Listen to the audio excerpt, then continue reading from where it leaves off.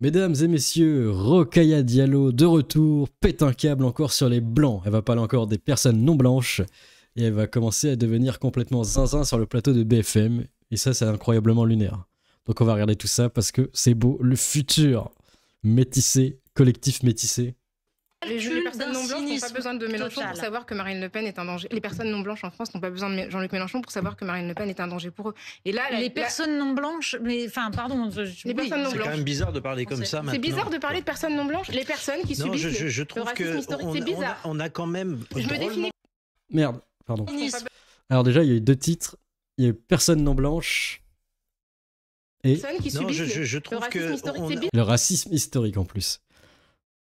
On a quand même drôlement changé. Autrefois, on parlait des uns et des autres sans les qualifier sur leur couleur de peau. Comment vous faites pour savoir qu'une personne est discriminée? Vous la définissez?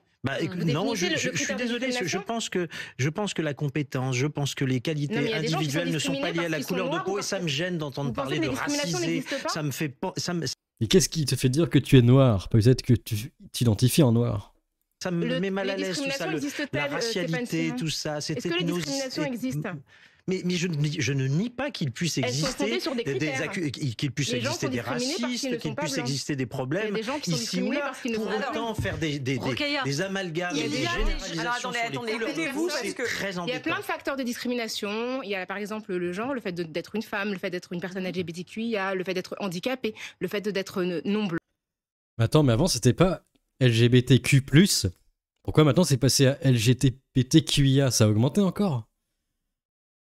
Donc noir, arabe, asiatique, perçu comme tel, ce sont des critères de discrimination. Et on ne peut pas adresser ces discriminations si on ne dit pas qu'une telle personne est une femme, est handicapée. Mais Rokhaya, aujourd'hui vous êtes, comme on dit, un mâle blanc de plus de 50 ans, vous n'avez aucune chance dans toute une série de recrutements, parce que vous ne représentez pas la diversité. Vous souffrez beaucoup de votre condition, Christophe Barbier.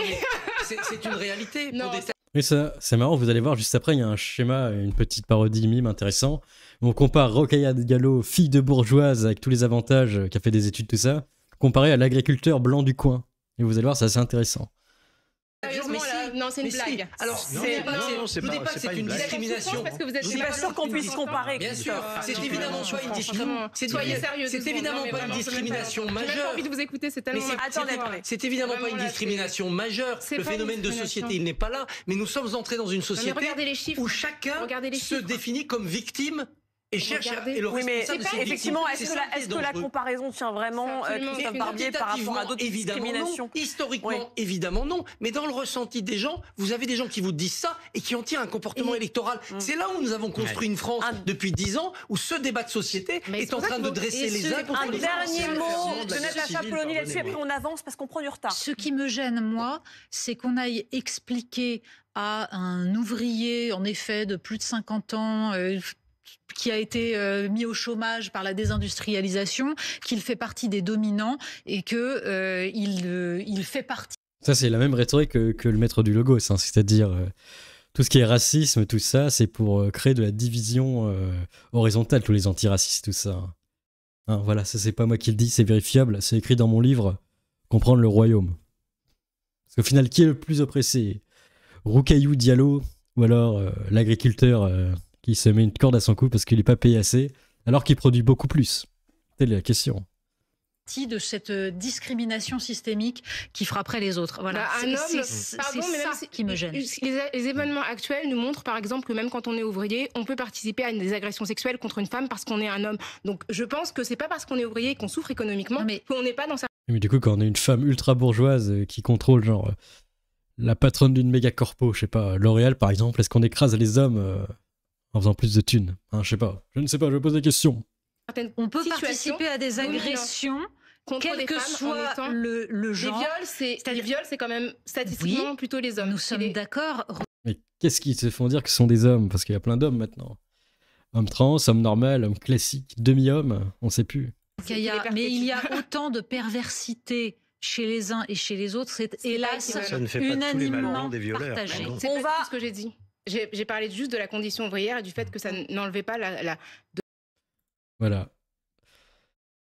Et c'est assez intéressant. Il y avait un mime, si on le retrouve. Voilà, ici.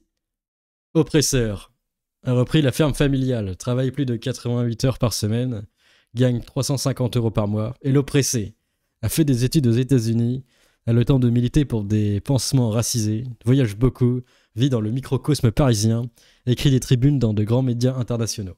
Et c'est ça le racisme systémique, hein, ça faut le savoir, c'est vérifiable. Ensuite, April O'Neil Shear renvoie également un discours, je suppose, antiraciste de cet humoriste ultra rigolo, on va regarder. Même pas, tu sais quoi, vous aimez pas quand on dit les blancs. Déjà les blancs. À la base, c'est pas que vous aimez pas, mais vous aimez pas bien. Parce que vous n'avez pas l'habitude qu'on vous pointe du doigt comme étant les blancs. Les Parce blancs. que d'habitude, c'est vous qui faites les groupes. C'est vous les chefs d'équipe. C'est vous qui... C'est vrai, hein, mais c'est bizarre. C'est bizarre que ça vous... C'est bizarre que ça vous dérange comme ça. Il y a un truc, tu sais... Ça ne nous dérange pas, par exemple, nous, les autres. Hein? Allez, rigolez tous. Tu sais, quand on dit les Arabes, bah, les Arabes, ils sont... Bah, oui, même un peu, ils sont fiers. Ouais, les Arabes.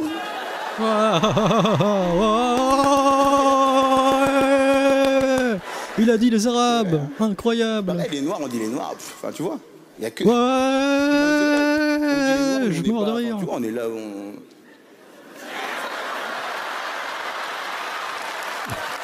C'est mort de rire. Non mais t'as compris, ça nous choque pas nous. Dis les Noirs, les Arabes, enfin tu vois, on n'est pas particulièrement surpris quoi. Ouais. Ouais. Oh ils savent, ils sont au courant. Mais rigolez. Racistes entre nous pour faire barrière, je ne sais pas. MDR, c'est pas drôle. Et du coup ça continue même dans l'escuffion de Loman. Dire qu'il faudrait moins parler de racisme pour convaincre dans la ruralité, oh Dieu, car ce n'est pas un problème qui est moins posé dans la ruralité, il faut être clair. Donc ça revient évidemment à Ruffin, qui avait dénoncé Mélenchon en disant « Ah, apparemment Mélenchon, on le présente dans les banlieues, mais dès qu'on va dans les campagnes, oh non, on change de discours, faut pas que ce soit... En fait, on varie, il faut que ce soit un noir, un arabe ou un blanc, ça change. » Et du coup, il justifie dans la sauce et les filles maintenant. Mais il faudrait laisser ça de côté parce que vous comprenez, ça part pas dans la ruralité, je sais pas quoi. Déjà, c'est pas vrai, parce que des gens qui sont victimes de racisme, de discrimination en raison du genre ou de discrimination en raison de leur... C'est le clone de Rokhaya Diallo. Orientation sexuelle, bah il y en a partout, hein, il y en a partout. Mais surtout, réfléchissons bien à ce que ça veut dire quand on dit qu'il faudrait pas en parler, qu'il faudrait éviter parce qu'il y a d'autres thèmes sur lesquels on est majoritaire, je sais pas quoi. Ça veut dire qu'on jette des personnes sous le bus. Ça veut dire qu'on n'en a rien à faire. Ça veut dire que si jamais il y a un pouvoir raciste qui arrive au pouvoir, je veux dire activement raciste, comme un pouvoir d'extrême droite qui arrive au pouvoir, mais encore on peut se poser la question quand il y a des lois immigration qui sont votées avec l'extrême droite et avec le programme de l'extrême droite, s'il n'y a pas déjà un pouvoir raciste qui est en place. La boucle du racisme. Dans certains compartiments de l'État. Mais en tout cas, si on ne traite pas la question du racisme comme une question systémique, ça veut dire qu'on jette des personnes sous le bus et qu'on n'en a rien à faire. Et quand les racistes arrivent au pouvoir, ou quand ils ont la force nécessaire... Faut qu'ils pètent un coup par contre. Pour agir, eh ben, il se passe exactement ce qui se passe au Royaume-Uni. Souvenez-vous de la campagne législative, pour ceux qui l'ont menée. On a bien vu. Eux, là-bas, ils font pas de... Comment ça s'appelle ? Ils font pas d'intégration, d'assimilation au Royaume-Uni. Et vous voyez, ça finit encore mieux. Dans tous les cas, ça finit bien, assimilation ou pas, j'ai l'impression. Il y avait plein de gens qui disaient... Est-ce que je vais devoir partir ? Est-ce que je vais devoir prendre un billet d'avion ? Est-ce que... Moi, j'ai eu un truc, ça m'a fendu le cœur. Il y a un gamin devant un bureau de vote, à 2 heures de la fermeture du bureau de vote, il me dit « Est-ce que dans 2 heures, on sera encore français ?» Voilà, le drama qui a été rajouté, là. Et moi, je sais pas vous dire. Je me dis qu'un gamin de 12 ans me dise ça, ça veut dire que la question du racisme, elle est tellement présente dans son quotidien, à 12 ans, hein, elle est tellement présente dans son quotidien que c'est une question qui est vécue comme un danger imminent quand il y a... C'est beau, et les filles, regardez, ils disent on est pour le féminisme, il est entouré de femmes, il n'y a que lui qui parle. C'est incroyable. Une élection qui peut amener au pouvoir l'extrême droite. Et bien sûr que ça l'est. Parce que si effectivement l'extrême droite arrive au pouvoir, mais tous les mecs qui là sont en train de ronger leurs freins et de se préparer à mener la guerre civile, mais ils vont sortir de leur trou et ils vont la mener activement. Donc, on ne peut pas ne pas traiter la question en disant c'est pas grave, on verra plus tard, si on arrive au pouvoir, on aura réglé le problème. Non, faut la régler maintenant et faut la régler y compris dans des... Parce qu'autrement, il n'y a plus d'électeurs, on rappelle, personne, plus les ouvriers, aucun ouvrier ne votait les filles quasiment. Donc voilà. Collectifs militants qui, quoiqu'étant très actifs sur les questions antiracistes, parfois ont besoin de formation, ont besoin d'outils pour pouvoir... Formation au racisme. Tout ce dont je viens de parler. Option racisée, pack de texture avancée, s'il vous plaît. Donc voilà, ça c'est le roussisme dream. Qu'est-ce que vous en pensez? Elle a plus, Amogus. En tout cas, ça m'embouche un coin.